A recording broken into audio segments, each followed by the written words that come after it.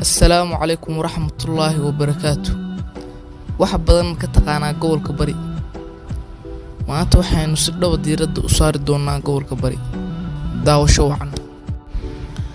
JUQURAAFI AHAAN gobolka Bari wuxuu bad ahaan ku fadhiyaa 70,000 kiiloomitir square.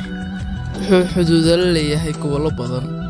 Dhanka koonfured gobolka nugaal, dhanka koonfur galbeed sool, dhanka galbeed sanaag, dhanka bari badweynta Hindiya, dhanka waqooyi badda cas. gobolka Bari dadka ku nool waxaa lagu qiyaasaa 1,500,000. haddaynu wax ka sheegno inta degmo uu ka kooban yahay: 1 bosaso, 2 carmo, 3 qarno.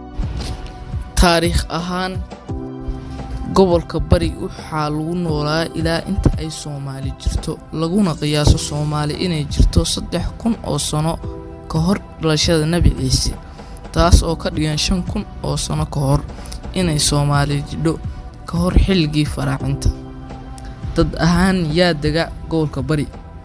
dadka gobolka Bari waxaa lagu sheegaa inay dhammaantood yihiin dad Soomaaliyeed. qabaa'ilada ay ka kala soo jeedaan yihiin majeerteen, warsangeli, dishiishe, leelkase, dhammaantood yihiin qabaa'ilo daarood. muuqaalkeena intaas ayuu ku egyahay. fadlan haddaa wax badan naga faa'iideen nagu soo biir, subscribe noo saar, like na saar muuqaalka.